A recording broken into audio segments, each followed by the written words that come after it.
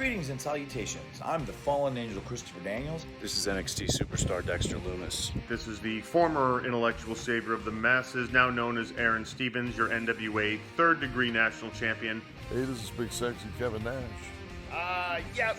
Yes, it is I, Big E, but more importantly, it is you, the people of YouTube. You are watching Good Mic Work Commentaries, the work of a hard-working fellow by the name of Greg Morgan, 10-year veteran here on the YouTube scene. You know, this guy who runs this YouTube channel, he's a 10-year YouTube vet. I know you've been a fan for like 40 years. I've only been doing it for 30, so I guess we're fans together there for 10 of it. This is Darby Allin, and you're watching the Good Mic Work Commentaries. Good Mic Work Commentaries. Good Mic Work Commentaries. Good Mic Work Commentaries. Yeah, you better watch this channel. You better watch all the videos. Check out Good Mic Work Commentaries on YouTube. Check them out. If you don't, we're gonna have a problem. You're welcome.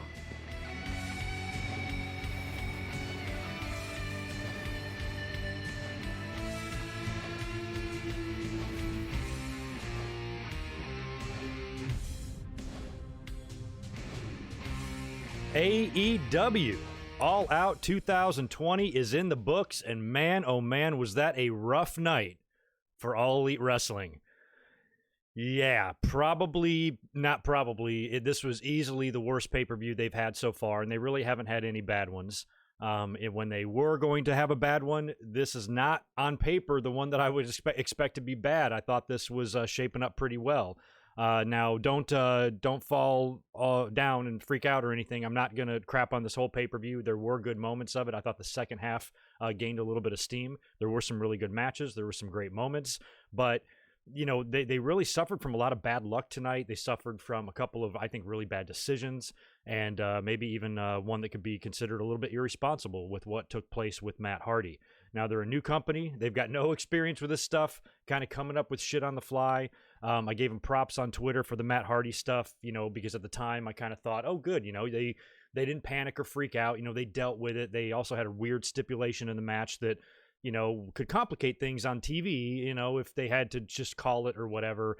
You know, now looking back, probably not the best idea, but you know, these are the decisions that they make at the time. They don't have experience yet with live TV and having to make a quick decision or having to call an audible or something like that. So that's all going to be fun and debatable, you know, for us, for you guys to tell me what you thought about some of this stuff and to read some of the opinions online. But all in all, it was like it was one stroke of bad luck after another, you know, between matches being ruined or maybe not living up to the hype, you know, fans jumping the barricade and trying to grab champions. All sorts of shit went wrong tonight. And even debuts, you know, that began with a botch, with Matt Sydal debuting in AEW, and less than 30 seconds later, he's botching, and that's bad. So a lot of it wasn't their fault. A lot of it is just bad luck, and maybe some sort of a 2020 curse, but All Out was not good. And I'm not going to give it that good of a grade. But at the same time, you know, they're allowed to, you know, to throw a shitty one at us or have a dud here or there. WWE does it all the time. Based on some of the news that's come out in the past couple of days about WWE and some of the things they're implementing internally with their talent, I still feel much more comfortable giving AEW $50 than giving those assholes $9.99.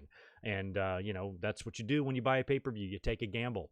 And many wrestling fans that are younger, you know, that have been living in the network era, you weren't like me, who I bought, you know, every WWE pay-per-view, so that was 12 per year, and, you know, maybe a handful of WCW ones as well. So I was usually doing this 16 times per year back in the day for the same price of about 40 or $50 a pop. And sometimes they wouldn't be good. You know, I saw a couple of those. That's just the gamble you take, and, you know, I don't think we should be flipping out on them, oh, it's fucking bullshit or whatever. One thing I will say about AEW is if they'll take a look at this pay-per-view tonight, they'll look at the fans' reaction to it, the criticisms. I think they are more likely to be the type of company that listens to that stuff. We've already seen evidence of that before. You know, where WWE, when they have a shitty pay-per-view and the fans are really disgusted by a lot of the outcomes, or they thought it was boring, not only would WWE not listen to the fans, they would double down on how great the pay-per-view was and put it over on TV like it was the greatest shit ever. You know, greatest pay-per-view in company history is basically the way they would treat it in the face of, you know, a massive amount of criticism. And I don't think AEW will bullshit themselves in that same way. When they fuck up or when they deliver a subpar or substandard product, I think they will own it, or at least, have a more likelihood to own it than someone like, say, Vince. So that is the one silver lining here. They are a new company. Accidents are going to happen. Mistakes are going to be made. And all they can do is learn from that shit, They don't have a 60-year head start. So even though I'm not going to speak highly of this pay-per-view, I'm going to cut them some slack in that department. I don't feel like my $50 is wasted. I don't feel like they owe me anything. This is what happens. And as a, nearly 40-year wrestling fan, I can attest to how many times you lay down money and sometimes you just don't get what you want. And something that happens with wrestling. Kind of like boxing, when some of those main events can go like 5 seconds, you know what I mean? Anyway, can I be heard and seen and all that good stuff? We did the predictions video the other day, and a couple people said my levels were a little bit low, so I did increase the volume on this a little bit, but I don't like to have things overly loud here because I'm so concerned with like video distortion and shit. So if you just turn your volume pretty high up, you should be able to hear me just fine. I appreciate everybody hanging out with us tonight. I know you guys have options. It's Saturday night, pay-per-view night. Everybody and their mother that's on YouTube is live right now, so I appreciate you guys hanging out here. Good to see you, Jesse and Cody and Madeline and Nightfall and Thomas. Barry MK with the $2 drop. Matt's fall was just scary. We are going to get into Matt Hardy. From what and I'm just going to say this here. We'll talk about it in a minute when we do the match. But, it felt like when you were watching that in real time, the way he was with the medics and with Aubrey, and they initially called for the bell, it seems like he changed their mind. It seemed like that was more Matt's decision than the medical team, and that's not good. That's not what you want. It should not be up to a wrestler, whose brain is literally just turned into fucking raspberry pudding. He should not be the one making that type of call, and I guess he felt that the finish was right there. They set up the crash pad and everything. Let me just do it. Let me just get out there and do it kind of thing. They're like, all right, fucking do it, and that might have been a mistake if, that's what I can gather from it when we watch it back. But Matt Hardy was taken to the hospital, and I'm sure we'll get an update on him shortly. But we'll talk about that match and that fall and all that stuff here shortly. Devlin, man, Hawaii is representing tonight. Good to see you. Thanks for the 5. Worst AEW pay-per-view by far, but still a good show. Yeah, maybe, that's something I should reevaluate too, because, I'm not talking very kindly of the pay-per-view, but I think maybe my expectations of it were a little high. So when it didn't deliver and had a couple of botches, a couple scary moments, and a couple of matches that I felt didn't live up to the hype, that turned it into a bad show for me. There are even times during the show tonight where I felt like Dynamite has more electricity, like it has more just excitement to it. It felt quiet. It almost felt like a Performance Center show at times. The fans, at least to me, were less noticeable. Maybe I was distracted or something, but I didn't feel like they played that much of a role. You couldn't hear them very well during a few parts of the match.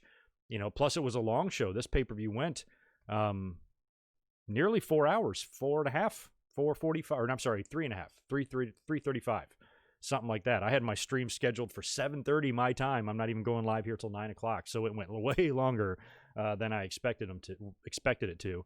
And they added a match as well, the one that we're going to start with here, with the tooth and nail match that I thought was set for the buy-in, but they had it open the show instead, which is another weird decision. Ay. How easy, man. Good to see you as well. Thank you for the $2. Shame WWE superstars can't cameo for fans anymore. It's a shame of all that stuff. And we'll talk a little bit about that here later on because we all saw that news that came out, and Vince McMahon, it appears like this is some sort of a knee-jerk reaction to the talent revealing that they have COVID. And instead of caring about people like Renee Young and AJ Styles' well-being, they care about some sort of bullshit image of the company. Like it's going to hurt them for people to know that one of their stars has COVID. Why? How does that damage your reputation as a company? I don't understand. And it sounds like Vince got annoyed at that. And he's like, you know what? Fine, no more. You can't do Twitch and shit. Now, I think it's still up for debate, apparently, or there's still not a lot of clarification what exactly that means. Now, if they're just talking WWE can't use their stage names on Cameo and Twitch and YouTube and shit like that and make money off of that I suppose I can understand, even though I still think it's a shitty thing to do. At least they have an argument there. They have a side. They kind of have a right there. But if this is about, like, we don't want you even using your regular name, then fuck you straight to hell. So Vince either way comes off like just a huge maniacal asshole in all of this, and it's frustrating. And, during these times when, wrestlers are already, under the microscope with the independent contractor stuff, and they're still classified as that, there's just a lot. I don't understand how you can control them to that degree when you are an independent contractor, when you're not an employee, and when WWE goes so far out of their way to make sure that you're not classified as an employee, and how the government has let them get away with that for so long. Who knows? Maybe this is our only chance for that shit to catch up to them. And Vince, going off the rails and not realizing what kind of a world he's living in now. This bites him in the ass, and instead of him protecting the brand, and he said in that disgusting statement when you read it, maybe now it'll backfire and plans and things will start to happen, and now the wrestlers will be protected, and they can start getting, long-term care and have funds set up for after they retire and health care and things like that, that they're not provided now. And it's 50 years too late or overdue, but at least maybe it's getting done. Or maybe this will fizzle away and WWE just waves its magic WWE wand somehow and they just get away with it again. But either way, didn't make them look very good, and it's kind of ironic because the whole thing was done to protect the brand's image. I'm like, dude, you're fucking it up with this stuff. This is the Twitter age now.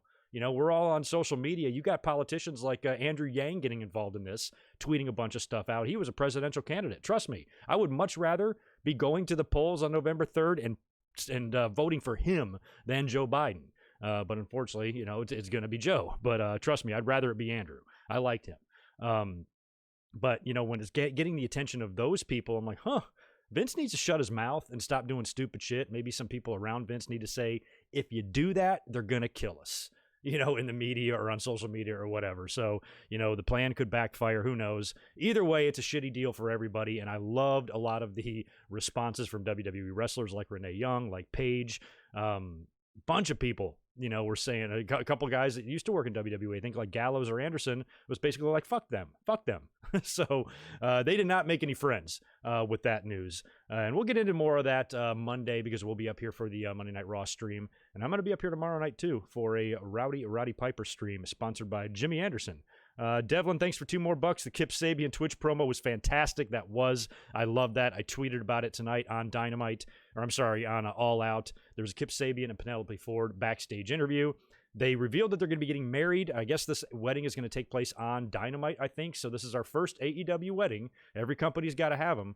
So this is going to be their first one. And apparently Kip is he holding a contest to find a best man or something stupid like that? But anyway, he goes on to plug his Twitch channel. He holds up a card with the URL and all that stuff.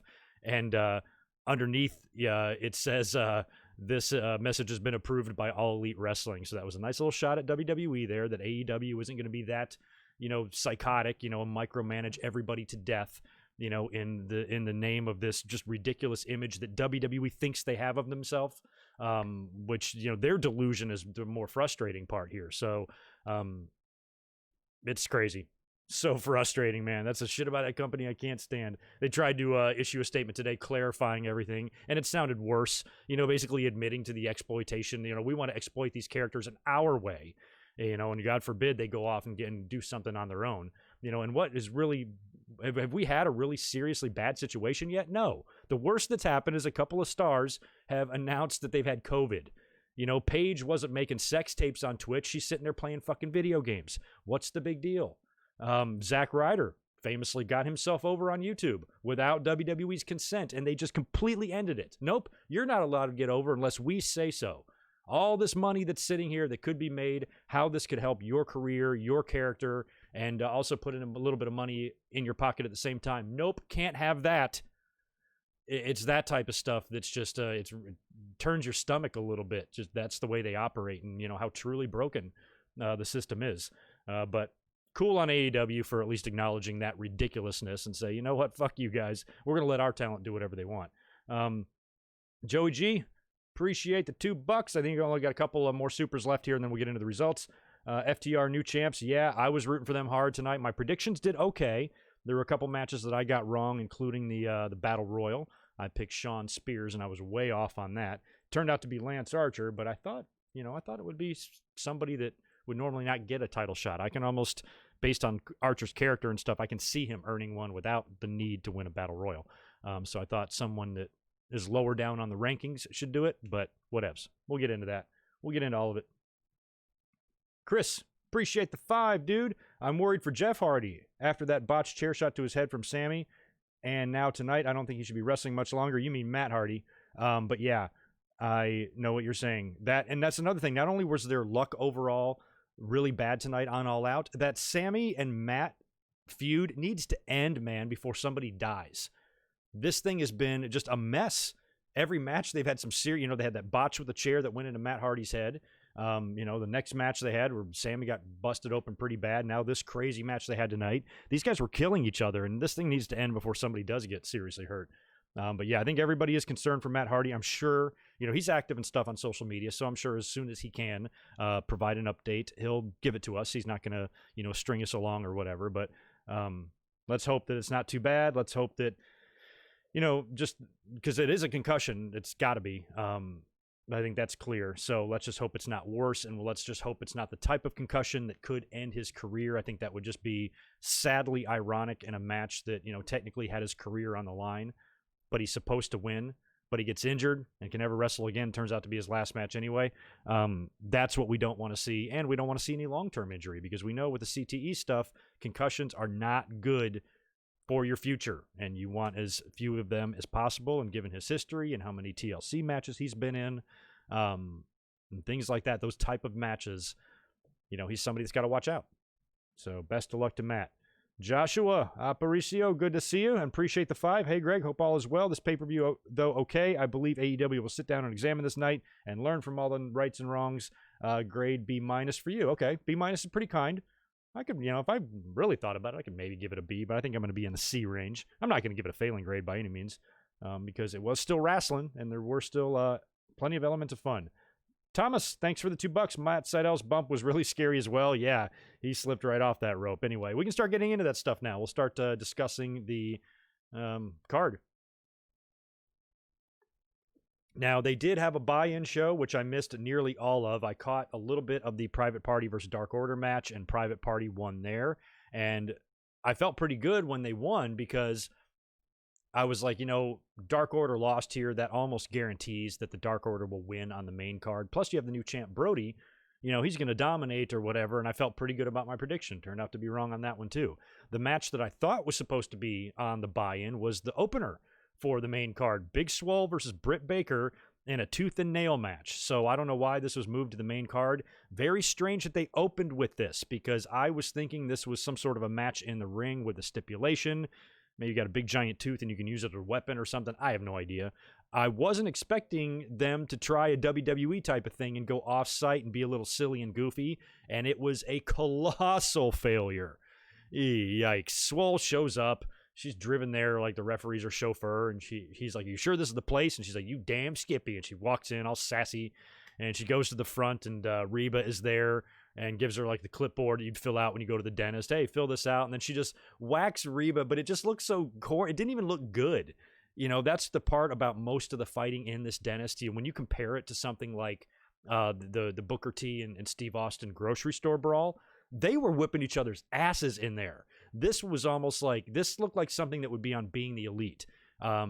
Especially when, Swole, once she hit Reba with the thing, you can see Britt Baker, who's in full gear, by the way, lurking around.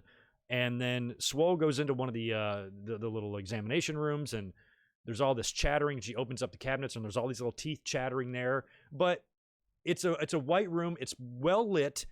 And, even in her peripherals, I got horns going outside. In her peripherals, Britt Baker kind of comes into view.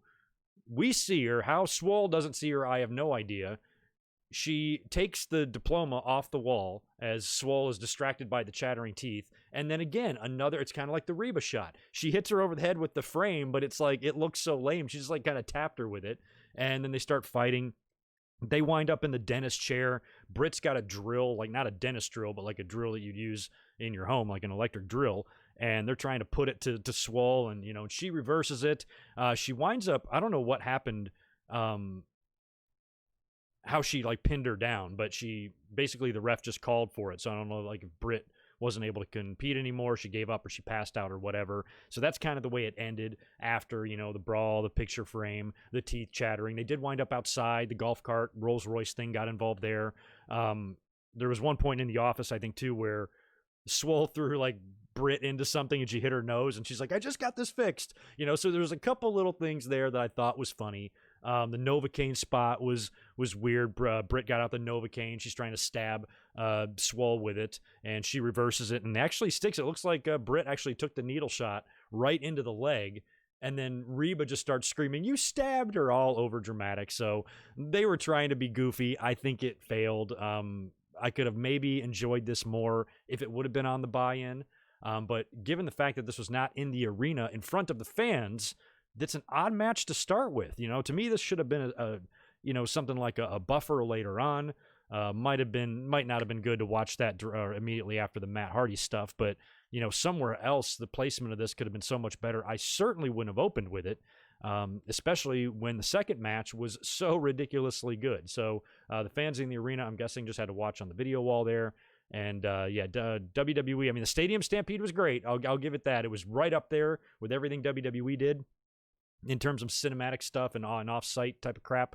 But this failed miserably. WWE's head and shoulders are better than them when it comes to this. I didn't really like anything about it. But I did predict it wrong. Big Swole got the win. I thought, which makes sense. All the shit that Britt Baker's done to her, she needs to get, the victory here, the babyface victory. But I also was kind of looking at it like, Britt's the only other real credible challenger they have right now, really, in that division. She hasn't wrestled in a while. She's been injured, and she's coming back. So I kind of thought she'd win her first one. But Big Swole got the win, but you know what? It wasn't a match. She got her in a dentist chair. What I expect to happen now is a rematch in the ring where Britt Baker will get the victory. Look for that on Dynamite this week or next. I guarantee it. Britt Baker versus Big Swole, and Baker will beat her.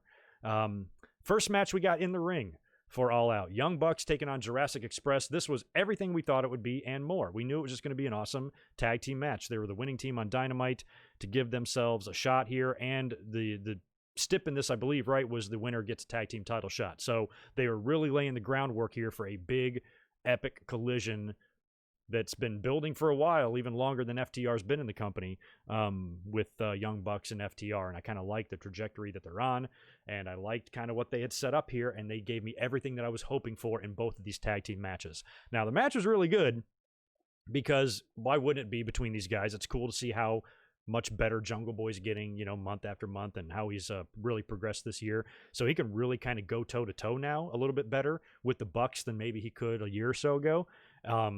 Fun stuff everywhere. Luchasaurus doing his thing, and his spin kicks, and his dive, and his standing shooting stars. Marco with the bum foot. He tries to get involved a little bit on the outside of the ring, and I think it's Matt Jackson. He pulls off of the ring apron real hard. Matt hits his face on the ring apron, and then later on in the match, he gets his revenge, and Marco just eats a super kick to the face. He goes flying backwards. Took a huge bump there. That was great.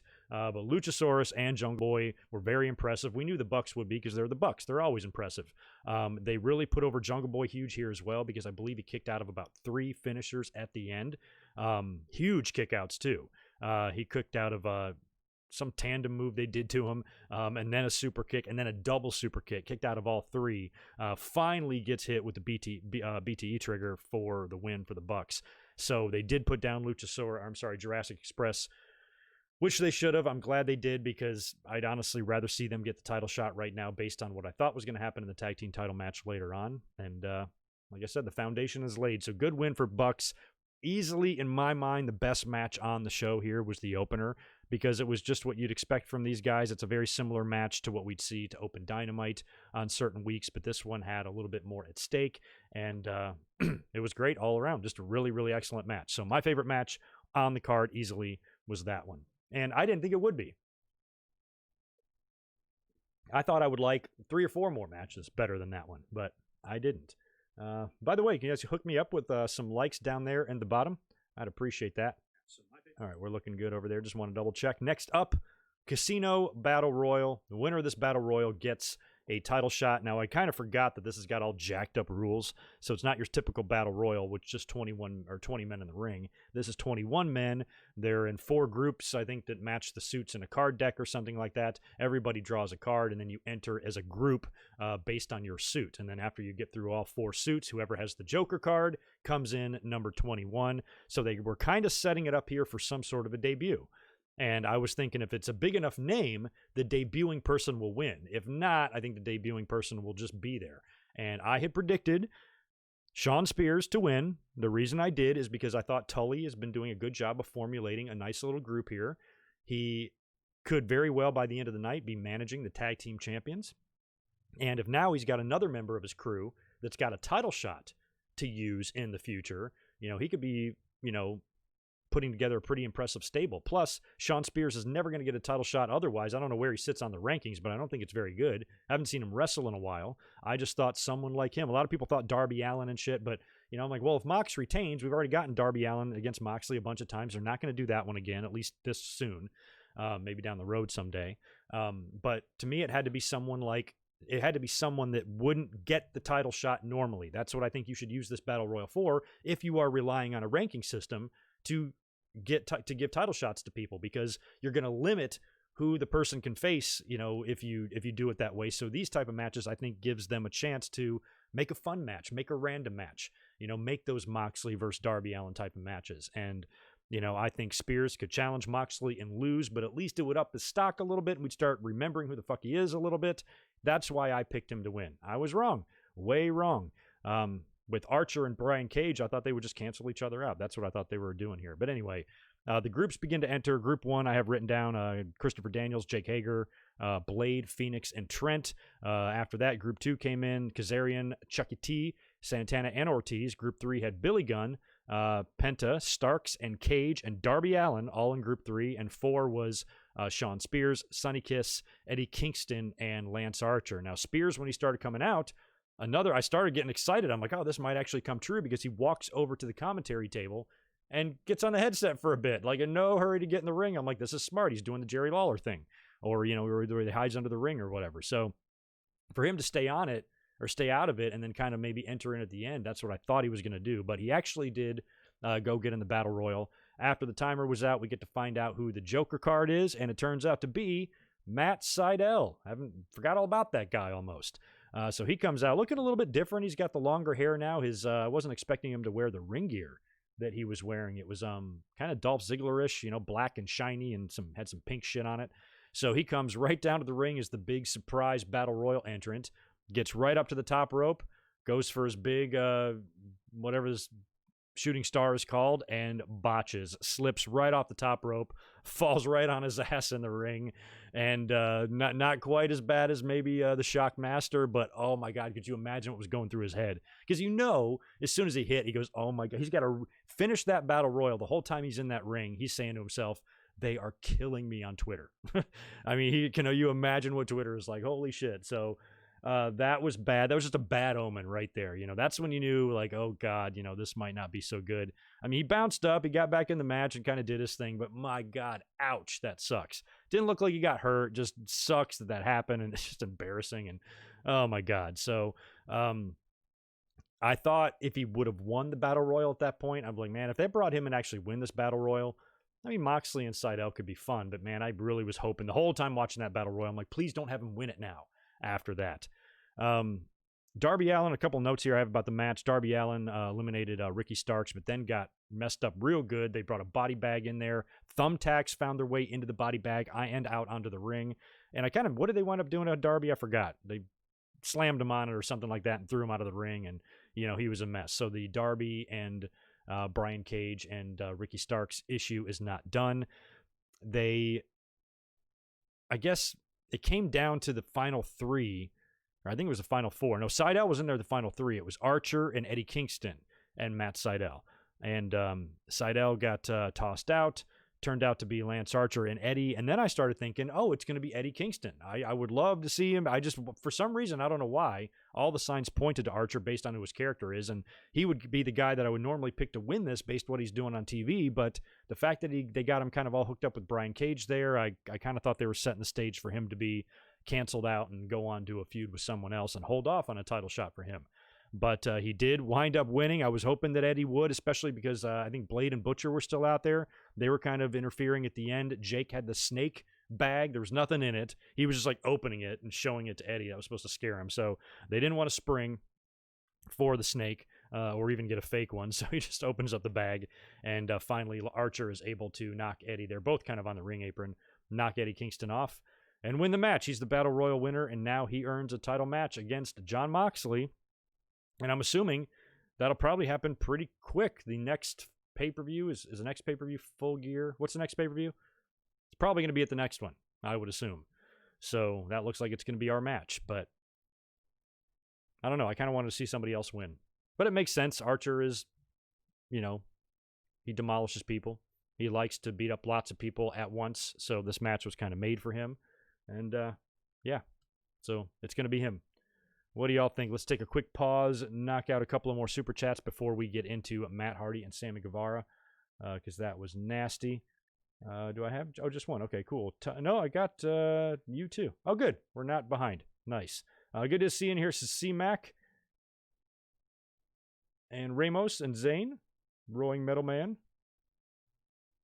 Teat Booby. Okay. Arnez, good to see you. Hello to you. Stone Cold and Kit Kat. Anderson. All right, cool. Just making sure I got everybody there. Let's talk about this Matt Hardy and Sammy Guevara match. Oh, my God. So this was Broken Rules, which basically just essentially meant last man standing. That's kind of how they clarified it prior to the match. So this one I was looking forward to because I thought it might be fun. You know, it's young versus old, and, you know, Matt Hardy can finally, you know, the veteran can kind of prevail type of thing. I've been comparing this pay-per-view a little bit to Fully Loaded 2000 when you had Taker and The Rock and Triple H taking on, you know, 3 up-and-comers or 3 potential future stars with already established stars, and they all won. All the established stars beat them all, but I didn't think that was going to happen here, but the one established star that I did expect to beat the young guy was Matt Hardy over Sammy Guevara. That's just the way I thought they were going to finish this feud up. It's been brutal, and it needed to end. So Matt starts it. They cut to all the way in the back, so he's basically in the entranceway of the football field there, and he's calling out for Sammy, "Come out, you coward, come out, where are you?" Sammy then drives up in the golf cart behind him, and it was kind of like a replay. Excuse me. He starts chasing after Matt in the golf cart, pointing at him, just like Matt did with him when he was with Kenny Omega in the cart and all of that. So, excuse me, it gets weird right away, because at the minute that Hardy is chased into the backstage area or with the golf cart, they immediately start fighting and getting on that scissor lift thing that they used in the Stadium Stampede match. We're only 45 seconds into the match here, and they're already climbing this thing. And there's a couple of tables set up down on the concrete, no pads, no bullshit. It's like 2 tables with a tablecloth on it on concrete. They're up on the scissor lift, and Matt takes the bump. Did they both fall, or was it just Matt? I think they both fell, but Matt hit the tables, almost overshot the tables a little bit, and the back of his head from what had to be 12 feet high, 15, hit the back of the concrete. He hit the table a little bit, mostly on his ass, and the back of his head just smacked. Nasty. Everybody panicked. Everybody freaked out. They saw that. He wasn't moving. Aubrey knew. You could see it in her face. The truth was written all over her face. She's like, "What the fuck do I do?" She's checking on him. She knew to call it. Seemed like she was like, "We got to call this thing." The medical staff immediately ran in there, and they called the match. And we all knew, we were like, you know, he's hurt for real. Like, you don't fake that shit. He's not going to get up from that. They're not going to be able to continue this match. And the bell rings. She's like, "We got to call it." The bell rings. So I immediately took to Twitter and was like, good, that was the right call. Good on AEW stopping the match, because don't risk it. You know, he's an older dude too, and taking a fall like this. There's no blood or anything, but, you know, it's concrete, man. You know, and his head just went right on it. So nobody seemed to be panicking. They seemed to be handling it really well. Shivani and Ross and Excalibur didn't know what the F is going on. I mean, they knew Matt Hardy was hurt, but they're like, okay, they're calling the match. And I think, you know, what appeared to happen to me is, as they were continuing to kind of film everything, Matt Hardy gets up. They show him wobbly. I mean, he's not that good of an actor. I mean, that was legitimate spaghetti legs that he was on there. And the camera's kind of following him, and I think the doctors are following him too. And what I'm guessing is that Matt is encouraging them to let him finish the match. Maybe not finish the match, but just go home, get to the finish that they had planned. Because they went through all the trouble of setting up the crash pad thing for Sammy to fall into. The finish of this match was going to be Matt Hardy winning. And you got to remember, there's also that stipulation attached to the match, that if Matt Hardy loses, his AEW career is over. That would have complicated things. Not that they can't explain it away. They can make up another stip or book another match or easily write him back into TV. It would have meant nothing. So there was no reason to really protect that. It reminded me a little bit of the Owen Hart and Steve Austin match from SummerSlam. When Owen hit Austin with the pile driver, there was a stip in that match that if Austin lost, he has to kiss Owen's ass. Plus the title was on the line. They had to get to the finish, seemingly, no matter what, at any cost. So they allowed Austin to recover, gave him a little bit of time, some space, and then he rolled up Austin in the worst-looking cradle in the history, or rolled up Owen in the worst looking cradle in the history of wrestling and got the pin and won the Intercontinental title because that was the finish they needed to get out of that match. And I think with Matt, that's the old school mentality. A 22-year-old wrestler would probably not fight it, when they called for the bell. But Matt's still got a little bit of that in them. Jim Ross kind of briefly forgot. We'll talk about that later. Jim Ross briefly forgot what era he's announcing in tonight as well. We'll talk about that later during the Dark Order match. But, that's Matt's mentality. But times are different now, and it shouldn't be up to Matt. It should be up to medical experts, or whatever. So, I think Matt was like, just let me do it. I don't have to go out there and do a whole lot. We just got to get to that spot. We can cut the rest of the match or whatever. And maybe they were like, okay, go out there and do it. Now, the one thing that I think makes it even more responsible is the finish involved them climbing up something. They climbed up the staging there to get to that finish. I don't think Matt should have been climbing up there. He could have easily just lost his grip or fallen or something. So when he started climbing that, I'm like, Jesus, man. But think about what Mick Foley did and how he climbed up the cell after he was launched off of there like that. That's not something that would fly today after an injury that bad and a bump that vicious to allow you to not only go back out there, but climb shit. Just think about it in a different universe, somewhere out there, in a different world out there in the multiverse. There's a very different end to that Hell in the Cell. Mick Foley landed on his head and he didn't make it. He died right there at ringside in front of all those fans at King of the Ring. He was this close to that being true. So accidents happen and accidents are scary. I don't think it was a really good decision and I'm sure they're going to catch some heat for it, to let Matt finish that match, especially if, when he's at the hospital, if it is confirmed that he did have a concussion or if he's really seriously hurt, to let him do that was a pretty irresponsible thing to do. But, again, it's not something that they have as a company a whole lot of experience with.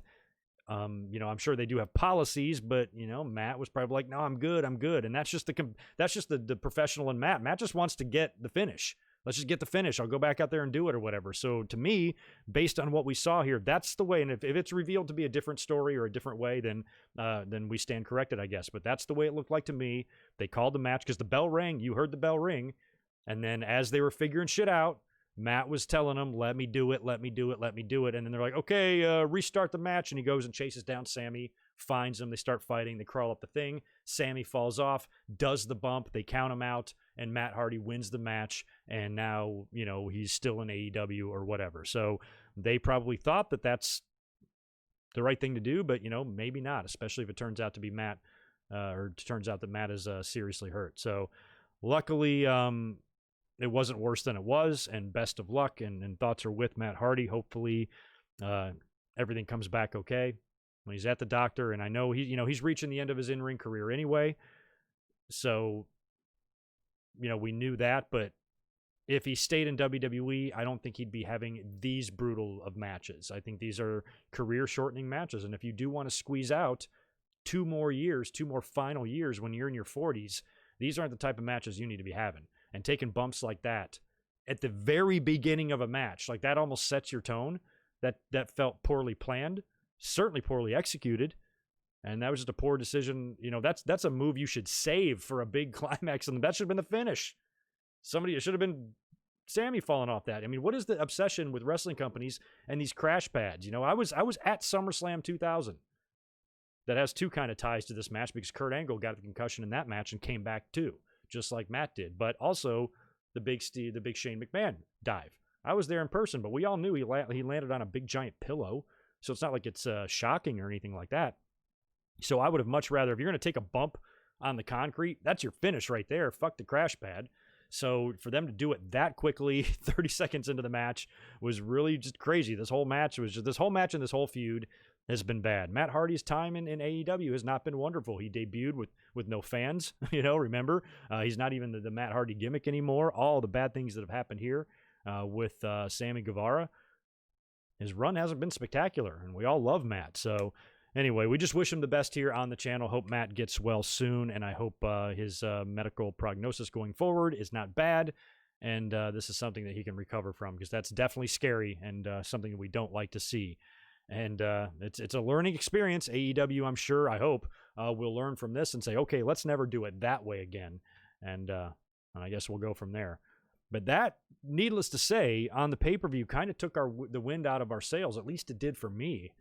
because I was so concerned. I'm like, God, that was just uncomfortable. It was just uncomfortable, especially when they didn't know, rang the bell, match is over, but then restarted the match, and then the announcers have to try to cover and backtrack and explain, and it's just not coming off well. Nobody knows which way is up.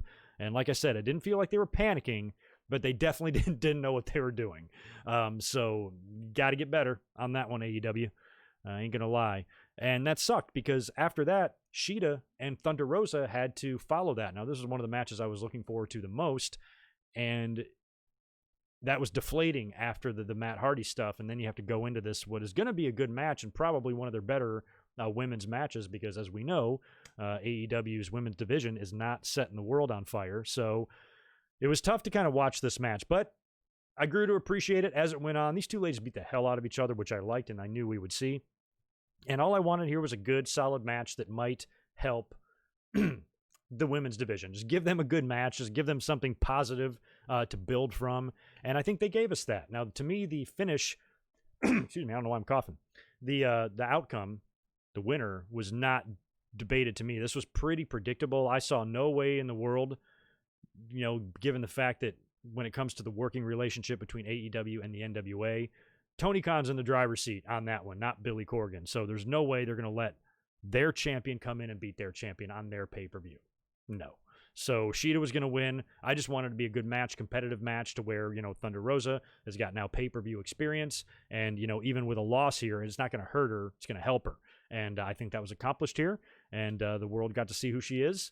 And I thought it was a pretty solid match between the women. Honestly did. So anyway, good job and way to bounce back after a very kind of deflating situation with Matt Hardy and everything. I thought it was pretty good and definitely could have been worse. After that, that's when we cut backstage. We have that Kip Sabian promo that I referenced earlier on. He's with Penelope Ford. They announced that they're engaged to be married, and what did he say? Did he say that they're going to get married on Dynamite? That's the plan. So that's cool. We're going to get our first AEW wedding. We haven't had one yet, right? Shit, we may have. No, I don't think so. No AEW wedding yet. So this should go down in the history books.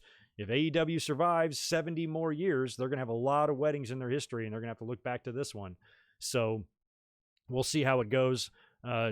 Kip starts talking about the best man or whatever, and then he goes on to plug his Twitch channel, which is great. Holds up a card with the URL and all that stuff. And then underneath, caption appears saying, All Elite Wrestling has approved this message, which is a nice little shot at WWE based on everything we learned about them and the internal memo that they sent out, or the maybe it wasn't a memo, it was a conference call or something. Vince had a video call or something. However Vince delivered that message, that was AEW's answer to this, and I thought it was great and hilarious.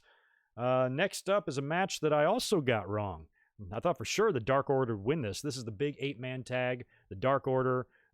It's Colt Cabana, Brody Lee, Evil Uno, and Stu Grayson, I believe, right? And they're taking on Dustin, QT, Matt Cardona, and Scorpio Sky. 4, count them, 4 dudes named Matt had a match on this pay-per-view. Matt Jackson, Matt Hardy, Matt Cardona, Matt Sydal. How crazy is that? Anyway, I thought for sure, based on the momentum of the Dark Order and the fact that their minions lost on the buy-in, they're going to win this. And they didn't, which is just weird to me. I would have totally put them over here. And I like the fact that they're kind of teasing a Scorpio Sky and Brody Lee thing. I would love to see Scorpio win the title. That would be great. But still, I would have put over Dark Order just based on, what they've been doing and what they did to Cody Rhodes and all of that stuff. But in the end, the babyfaces won. Rhodes got the pin. So Dustin Rhodes got the pin. I can't remember if it was on Uno or who it was, but it was kind of as a result of a little miscue and mistake by Colt Cabana. So he kind of screwed up there.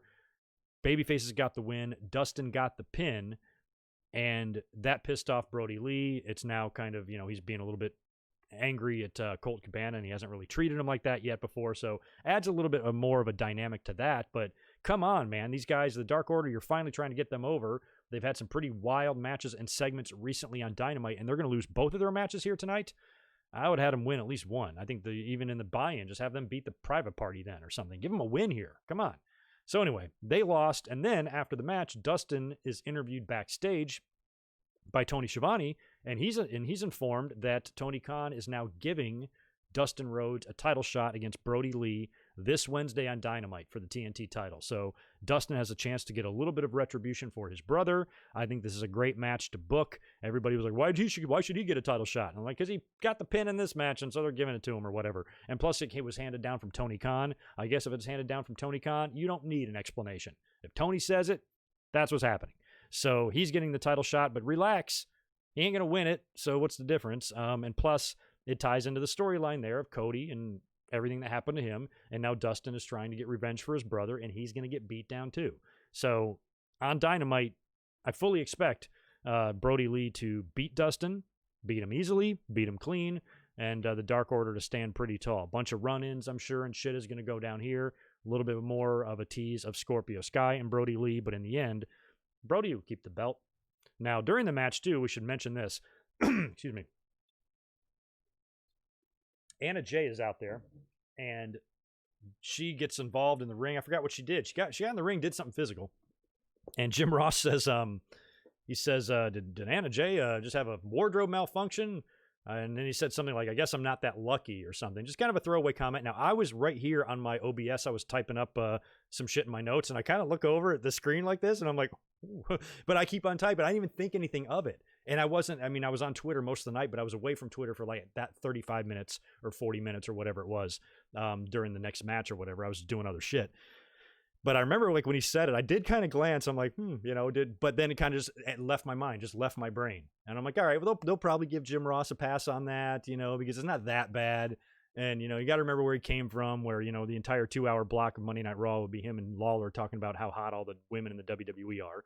So, it's hard to deprogram from that. So I thought nothing of it. Go back to Twitter and holy shit, Jim Ross from the announce desk during the pay-per-view tweets out an apology. Some people, and a lot of people were giving shit about the comment and all of that.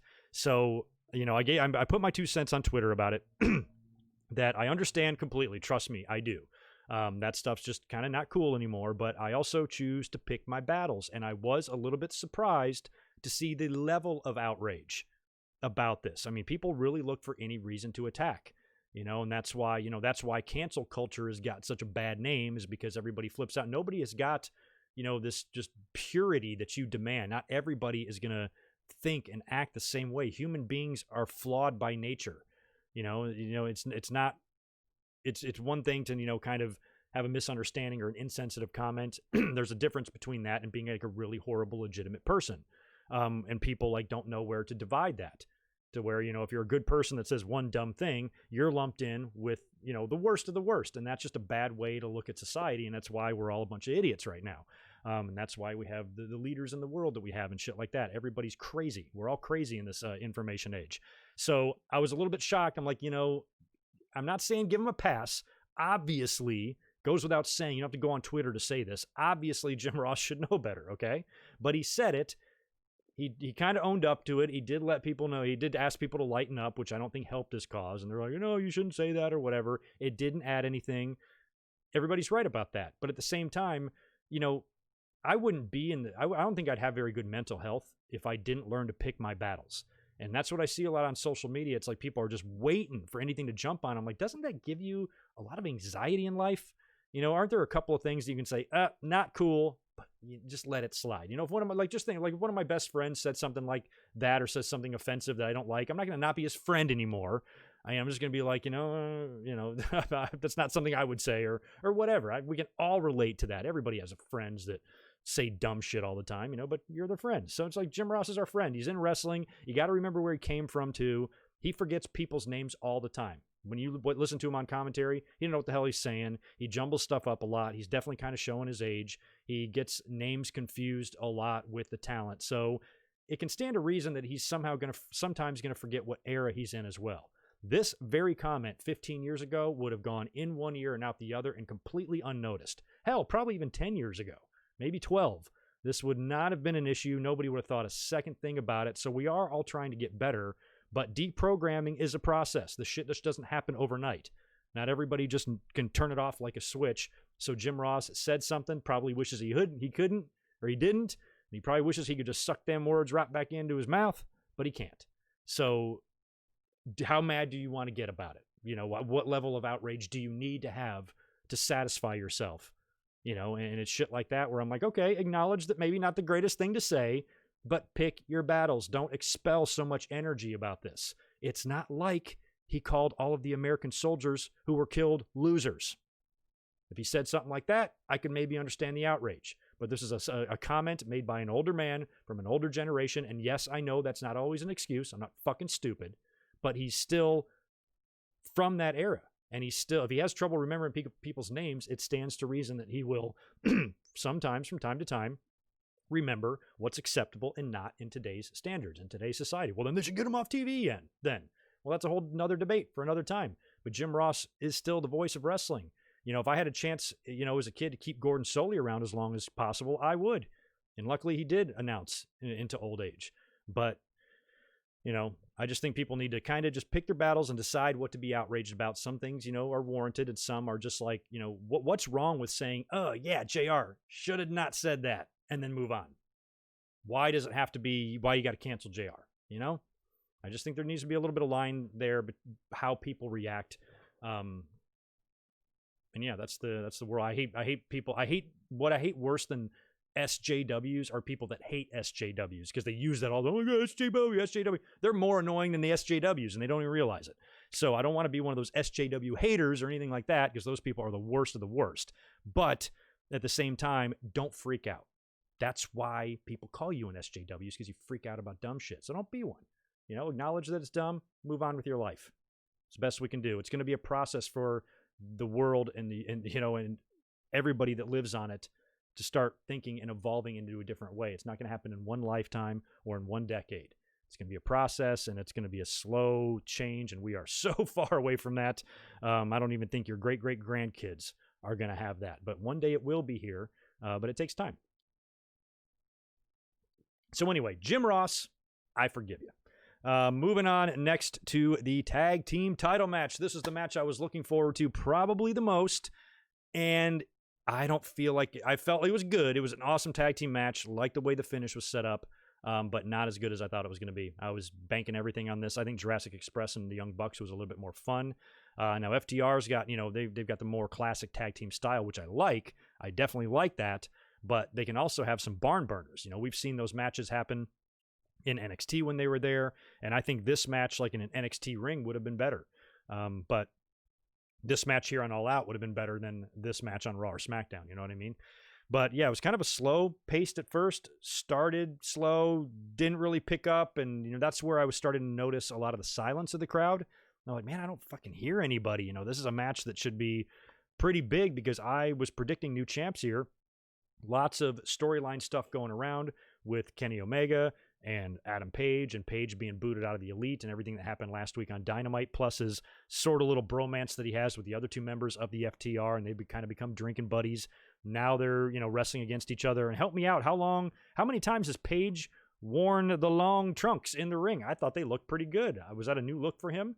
I always remember him in the short trunks. So it even there, they were kind of teasing like, okay, it's time to split these guys up. They're going to go. There was no better time to do it based on all the dissension and the uncertainty inside of the Elite and with Omega and Page. They've been holding on to those belts forever. Me and Devlin were there on the boat to watch them win the titles back on the Jericho Cruise. That was a long time ago, 8 months ago. It's time to cough them up here. And that's what I was looking forward to. Plus, I don't know what's wrong with me. Excuse me.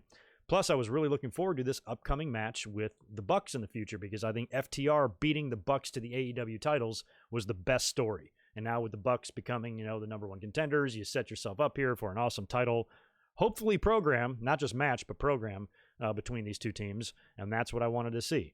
Now, we finally got some good stuff near the end. There was a miscue. We knew we were going to get miscues, I should say, with Omega and Page. And the first one was... It's Harwood shoving. He kicked Omega into the corner and he nailed Page and he goes down. So that was the first miscue. And you knew something like that was going to happen eventually between the two in this match.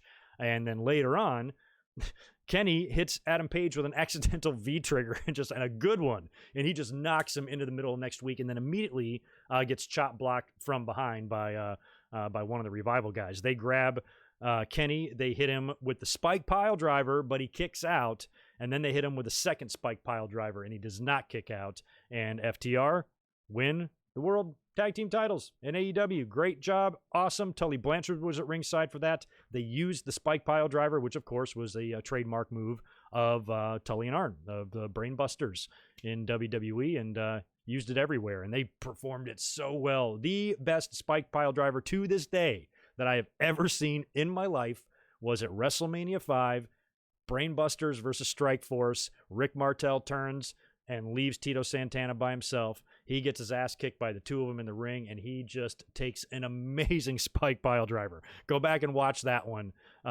Nothing beats that one. So good. But anyway, I love that they're using that as the finisher now, and I love the shades of Tully and Arn. And now Tully has got some gold in his stable. The three of them celebrated together. I thought it was awesome. And now the FTR coming in with all of that confidence, coming in saying, we're going to show you what tag team wrestling is all about, and you're going to take tag team wrestling seriously, and we are better than any team you have here. And then they come into the company and back that up. It's very reminiscent of, maybe not really, because they weren't the top tag team in WWE, but it's kind of like how Flair came in to WWF back in like 92. He was like, I'm the real world champion. I'm the greatest fucker here. You know, everybody's like, no, you're not. And then they go in the Royal Rumble and the asshole wins the title. You know, so here, not only did FTR come in with all that swagger, but they backed it up and they won the title and they beat the Bucks to the championships. And the Bucks are considered to be the greatest tag team in the world because they're in Japan and all this shit. And then they came in and says, we've got them now. And holy shit, that sets up an amazing title program. I hope we get 3 matches minimum out of these guys with the Bucks and FTR. I hope it goes into... I hope it ends around like Halloween, you know, or something. Like, give it 2 months. Let them have a whole bunch of fun here. And who knows how Omega and Page can play into that, because after the match, after they lost, Omega was still in the ring with Page, and it looked like, I thought this was going to be huge. I thought this was going to be it for them. I'm like, Omega's going to turn or flip or kick his ass or something. And based on what we saw just last night with Sasha and Bayley, I thought it would have been fun for them to like kind of outdo that. Or try to, you know, make us forget all about that and say, oh, this is how you do a turn. But they didn't even try. They teased it. You thought something, and then Omega kind of gets mad, and he's got a chair there, like he's going to hit him, and he doesn't, and then he storms to the back. The Bucks follow him all the way out of the arena. And you guys have to tell me, what did he say to them? Like, he was heading to the back. There's like an SUV waiting there, and he hops in, and then I just heard Shivani say, he gave him an ultimatum, but I didn't catch it. So what did he say? Like, you make a decision about Page, or... what did he say? What's the fucking ultimatum? So anyway, I don't know. So he leaves. Clearly, an official split is still coming. And I think that's great. Omega and Page are 2 great singles guys that you can just have on your singles roster. I think the roster needs that. They need some more contenders. You got guys like Neville and shit like that, Pac, who haven't been around because of the COVID stuff. And we've seen Page evolve a lot since last year, since that title match, inaugural title match with Jericho. And it's time, I think. So I guess they'll do that on Wednesday. I'm sure something will go down on Dynamite between the Elite, and maybe that will mark the official end of Omega and Page. I'm assuming it will. And I guess you'd book them first against each other, right? Before you move them on to other stuff. So at the Full Gear, what is the pay-per-view? I'm pretty sure it's Full Gear, but I forget. You do that match, right? Isn't that what you do? Is that what you do? No, I do not have COVID. I got my test. I am COVID-free. COVID-free. All right, what's next? We had Jericho. Last 2 matches on the show here. Chris Jericho taking on Orange Cassidy in the Mimosa Mayhem match. Boy, did I have this thing wrong in my head of how it was going to look. I was assuming they'd have basically a swimming pool filled with this orange shit off to the side all night. You know, they'd pan to it during the show, throughout the show. Later on, the Mimosa Mayhem thing, but they actually set up these tanks, 2 of them, and they brought them to ringside, so they were able to place them right at ringside. So essentially, you can really just fall over the top rope and land in one of these things. And as somebody who has many years of bartending experience, I promise you, the liquid that was in there was not orange juice and champagne. It was water with orange coloring. Big surprise. Anyway, it was just funny because the announcers were constantly harping about the alcohol. If they get it in their eyes, oh, the alcohol must sting or whatever. I'm like, bitch, it's water. Anyway, plus it was sitting there so long it would start to separate too. Anyway, right off the bat, when both guys make their entrances, Orange Cassidy eats a code breaker right off the bat. First 5 seconds of the match, I thought Jericho was going to pin him for a second there. I thought it was going to be Goldberg and Brock Lesnar from Survivor Series that year. Just a big shock finish. But luckily he kicked out. this was a pretty good match, but again, kind of like the tag team match. There was a lot here I liked. I could appreciate the tag team match, especially the finish and the title change and all of that, but it still didn't quite live up to what I had in my head. Neither did this. And, you know, we talked in the predictions how this is a pretty cool political move by Jericho. Not political, but smart move by Jericho, because he's got an opportunity here to have a rubber match with an up-and-coming guy, put that up-and-coming guy over, but not have to get pinned doing it. So he came up with this Mimosa match. All right, I'll put him over, but I ain't getting pinned by him twice. So to me, all the signs were pointing to Cassidy winning this match, and he should, and he better. I said so in the predictions. I'm like, he better win this match, because if he doesn't, you know, what's the point? You know, Jericho can easily survive this. He can fall in the orange juice and then just come back 3 weeks later like it never fucking happened. He's still Jericho. He can still get himself a title shot, and Cassidy is elevated. Everybody wins, right? So to me, there was no other option here for them to do that. But pretty good match, despite it was a little bit underwhelming. They did on each side of the ring where they had the pools of mimosa. They also had like a champagne table set up with a bucket of ice and bubbly. And Cassidy goes through one of the tables pretty early on in the match. In the end, you know, after just a lot of brawling and a lot of close calls, the announcers, it's funny too, the announcers went out of their way to let us know that and clarify that if you just get like an arm or a leg in the pool, it doesn't count. Like you have to be thrown in, submerged in type of thing. And I'm like, it's a good thing they said that, because they were walking all around that pool, you know, on the outside of the ring. And there's just a tiny little narrow strip where you could walk on your tippy toes past it. And I'm like, based on the way this night is going and all of their horrible luck here, I can see one of these fuckers falling in there by accident. So if they just kind of slipped in and their leg got in, at least we know that wouldn't count, because that would have looked weird as well. So in the end, you see Jericho and Cassidy are fighting hard. Jericho's like sitting on the top turnbuckle, and he's right over the pool, and Cassidy gets a running start, hits the ropes, does a running forearm, almost like a Superman punch, hits Jericho, and he perfectly back bumps in the dead center of the mimosa pool, and Cassidy won the match, and that's the way it should have gone. Happy with the finish there. Match was good, but again, I don't think the Mimosa Mayhem match is going to go down in history as one of the best match concepts ever. It's going to go down as something that I would be fine never seeing again. Because honestly, you can do anything like this. You can do an applesauce match or whatever. You can have anything where there's pools of shit and you fall in it. So it doesn't have to be a mimosa. So anyway, weird match concept, but it was what it was. And Cassidy came out on top, and that's really honestly all I cared about in that one. That leaves us now with the main event. Good luck just keeps on going. Just it's a gift that keeps on giving in this pay-per-view. Jon Moxley defending the AEW title against MJF. MJF hits the ring first. Moxley comes out in his traditional way through the crowd, and some dipshit tries to get him. Tries to run out. I don't know if he was going to attack him or hug him or whatever. Props to AEW security. One of the few things they did right here. They were on it, and some guy immediately grabbed a hold of him and stopped him. I was hoping he would give him. Have you guys ever seen that footage of like 96?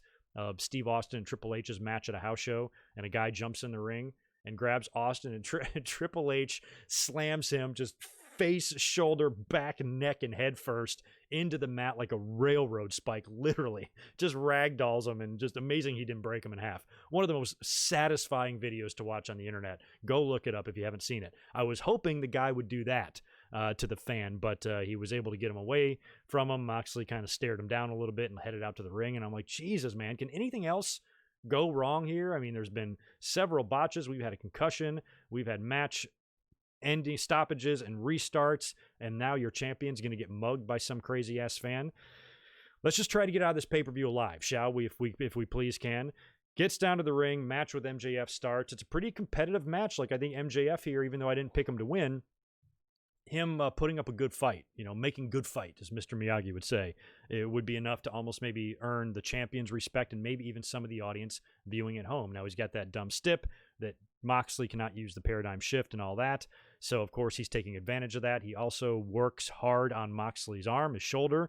They reference, I think, the staph infection he had before, and really selling the shoulder hard. But at the same time, he's beating the shit out of MJF as well. Now, MJF has got Wardlow on the outside of the ring, and the match was, it started reminding me a little bit of the tag at first, because it was just got a little bit slow, but then I thought it started picking up at the end, especially when MJF was tossed out on the outside of the ring and he blades right in the middle of his face. I'm like, oh, great, that's just what we need. Let's mass transit yourself You know, it's All Out in 2020. What could go wrong? So he's lucky because it was a lot of blood at first. I was like, oh God, I hope he didn't gash himself too much or whatever, you know, and they got to wind up going home early as well so they can get him to the back and get some stitches going in there. But luckily the bleeding did subside somewhat, although it was still a lot of blood. Now they battled this whole time, you know, MJF, you know, credit to him. He did a really good job, you know, working over Moxley's shoulder and arm for the most of the match. They get to the point where they're doing the kneeling thing, where they're kneeling in the ring and hitting each other with the desperation blows. And Moxley eventually kind of snaps out of it, because the fact that MJF is able to go toe-to-toe with him in that situation was almost surprising me as a fan. You know, finally Moxley goes a little bit more nuts and he starts kicking his ass. MJF tries to get the ring. I guess Wardlow tosses him that diamond ring thing and then distracts the referee so MJF can use the diamond ring on Moxley. But Moxley realizes that Wardlow has got the ref distracted, and then he uses that to hit the paradigm shift on MJF and winds up getting the win and retaining the title. So I kind of thought that was a cool little finish there. And in the end, it kind of saw, you know, you did see this. I thought Wardlow would play into the finish here for sure. I thought it would be like where MJF would hold Moxley and Wardlow would go to hit him, and Mox would fall or duck and hit MJF instead, and then the referee would have his back turned, paradigm shift for the win, and then MJF can be all pissed off at Wardlow. So that's kind of what we saw here a little bit, and it definitely seems like MJF's pretty mad at Wardlow here, and this was a good, solid match. I like what Moxley even said in the build to this. He goes, he said, you're not ready. Maybe you're not ready for that or something like that. That's what I feel like. I feel like MJF has got, you know, potential to be probably a Rushmore AEW guy as the years go on here, as he builds his legacy there, as he finally does win some world titles, because I'm sure he will. But I don't think he's ready either. Like, I think Moxley's right. Moxley is still, you know, more experienced, better guy to carry the title right now, and he's just who I would have gone with here. And now it sets up this match, I guess, with Lance Archer. And, you know, maybe, you know, Lance could be somebody that finally takes the belt off of Moxley. I don't know. I hope not, but that could be. And as far as the main event, I thought it delivered just fine. I mean, I thought the match was going to be a good opportunity for MJF to show what he can do, like in a main event in-ring situation, because that was the whole crux of this feud, and the storyline is that he wrestles a completely different style than Moxley, you know, more traditional, and he studies, you know, the more, in-ring veterans and generals from the past era, or from previous eras, where Moxley kind of always idolized hardcore wrestling and violent wrestling, and MJF, you know, didn't want to stoop to that level. He did try the old one spot in the match where I think Mox has got him in a choker or sleeper, and he kicks off the ring buckle using the old Bret Hart pinning Piper and Bret Hart pinning Austin pinning combination there. So I like that little throwback, and there was a couple parts of the match I liked. But all in all, I just wanted Moxley to walk out of there with the title. That's what I was hoping to see. That's what we got, and I'm fine with it. But overall, despite the strength of those last couple of matches there, you know, it was still like just a little bit of an underwhelming pay-per-view a little bit. I'm happy with the outcomes of all the title matches, all of them. I wanted Shida to retain, I wanted Moxley to retain, and I wanted FTR to take the title. So all of that happened. That made me very happy. I think the Dark Order definitely should have won that 8-man tag, but I guess it was just a way to set up Dustin versus Brody Lee. So you know what? I'll let that one go too. I get it. Now you got Dustin and Brody on Wednesday. Brody can beat him, continue all that stuff and all that. So for everybody that says, why is Dustin getting a title shot? Well, I guess it's better that they won and he's getting the title shot, then at least he didn't lose this 8-man tag and still gets a title shot. So I wouldn't worry about it, plus the Cody tie-in or whatever. So we get that coming up, and I really like the table that's set for the FTR and the Young Bucks, because that's going to be super fun when that goes down. And Moxley, assuming we'll move into something with Archer, unless Archer saves the title shot and Moxley has a different opponent. He might have to do another match with MJF. Maybe they do one on Dynamite. I wouldn't rule that out. MJF coming out there and cutting a promo, and I was fucking robbed. My big idiot bodyguard fucked it up, and I demand a rematch. And Moxley's, you know what, you little shit, I'll give you one. I don't care. We'll do it right here tonight. And then they do it, and he gets out of that, and he's moved on from MJF. I don't know. You guys tell me. And that wraps it up pretty much for the results. So we'll chill here, answer a couple questions, and see what you guys have to say about all this stuff. Oh, wow. Devlin, thanks for the $5. MJF just tweeted, F Wardlow. My bad. Not like I was in a brutal war or anything. Actually, F all of you. Guess we splitting them up soon. Yeah, we are. I mean, you kind of the minute we yelled at him, it was a few weeks back, maybe even month now, and it was like in the backstage vignette type of thing, and he screamed or yelled at him. I'm like, that's it. The minute you do that the first time, that's it. He's gonna freak. He's gonna totally Alex Riley, MJF. So we might get that. I would love to see that on Dynamite. Do a deal where, like, kind of like after WrestleMania 11 with Shawn and Sid, where they're in the ring and Shawn's like, he gives him the night off, and he was actually trying to be cool about it, and then Sid, beat his ass and powerbombed him 3 times. It won't go that way, but it'll be a similar sort of split to where instead of just giving him the night off, MJF is verbally just destroying Wardlow, putting him down, insulting him, getting in his face, and then, if he slaps him the way Bobby Heenan slapped Andre at WrestleMania 6, MJF is going to be in a world of shit. And I think Wardlow will snap, rip his clothes off, rip his hair out, beat him bloody, destroy him and all that. And Wardlow can be off doing something now. We got a lot of big guys. I got some beefy dudes, man. With Wardlow and Brian Cage and Luchasaurus and Archer. There's some beef on that roster, man. Stone Cold, appreciate the $2. Moxley should be in multi-match feuds. Yeah, he should be. That's why I think he's going to have another one. Yeah, and so apparently Moxley or MJF is saying that Moxley cheated because he did. You got to remember that. He did use the paradigm shift. So this can set up the rematch. Oh, wow. Thank you for that, Nathan Hansen. I got to retweet that. Nathan Hansen has got pictures of himself at the pay-per-view tonight wearing my merchandise. Appreciate that, Nathan. Hope you had a good time, man. Oh, we got some good pictures there. That's a great one of the Young Bucks. Cool one of Moxley. Looks like he's pointing right at you, too. And one in front of the AEW truck. Wearing my merch. Very cool. Thank you for that, Nathan, if you're watching now. But yeah, so there, that explains it. Now, what do you think? Do they do it? I had suggested, just do it on Dynamite. Would they push this to the next pay-per-view? I don't think this has got life for that. When is the next one? It's got to be like 6 weeks at least off, right? Maybe more.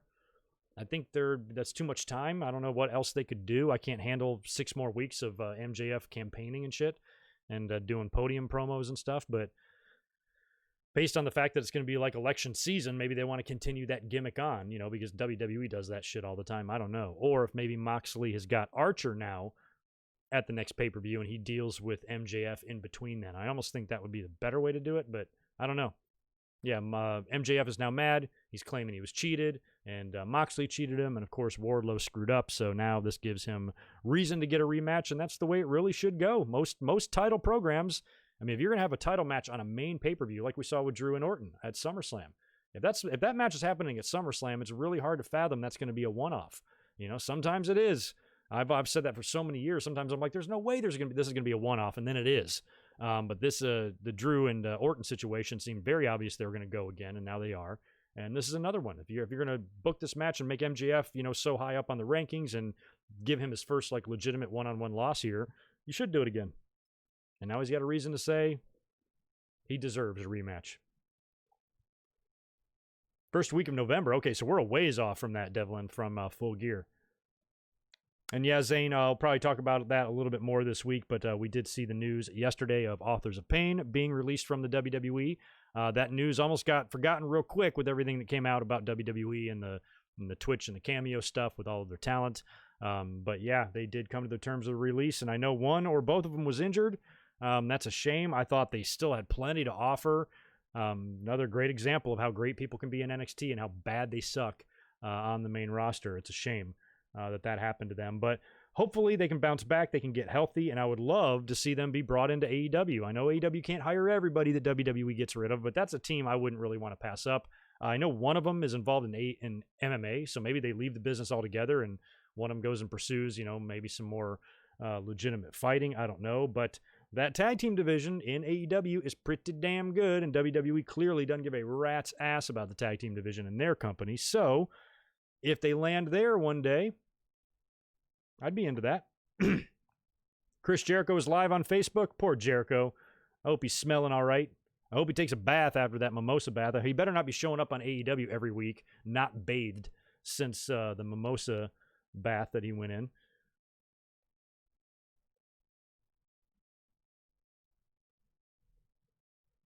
Oh, yeah, Moxley. Oh, yeah, he did do that to MJF, didn't he? Bit him. Oh, November 7th. Wow. Yeah, that's a ways off. So I don't think you can stretch Moxley and MJF that far. I think that's got to be dealt with on TV. Feels like if he deals with him first, maybe a couple of weeks on TV, and then he can move into Archer for Full Gear, I guess. Hey, what's up, K-Dogs Kennel? Appreciate the $5. Just checking in from work. Do you think MJF will still get the title off Jon Moxley? If not, who would you have end his reign? That's an interesting point, too. Here I am talking about Moxley and MJF wrestling again, assuming that Moxley will just continue holding the title. Maybe not. You know, maybe MJF will win. I feel like no, based on who won the Battle Royal. Archer. Archer and MJF feels weird to me to do that one with two heels like that. So Moxley continue beating MJF, getting out of that feud with the title, having his long run now dating all the way back to last February, whatever it was, and him being able to survive challengers like Brian Cage, like Brody Lee, like a lot of guys, and now running into Lance Archer would be a better match, I think. You know, who can take down the pretty dominant champion? Maybe this dominant wrestler that's been killing everybody can take him down. I think it'd be a more intriguing match.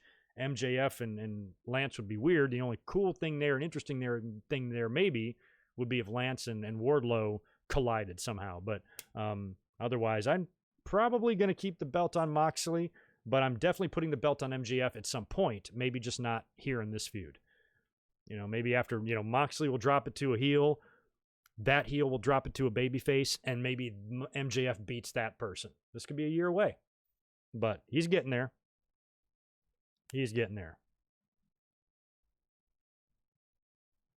Yeah, how about Jey Uso coming out and winning the match last night? It's going to be Jey Uso taking on his cousin, Roman Reigns, for the title at a Clash of Champions. Very interesting SmackDown last night. One of the better SmackDowns in a while. Everybody said good things about it. The Sasha Bayley split was great.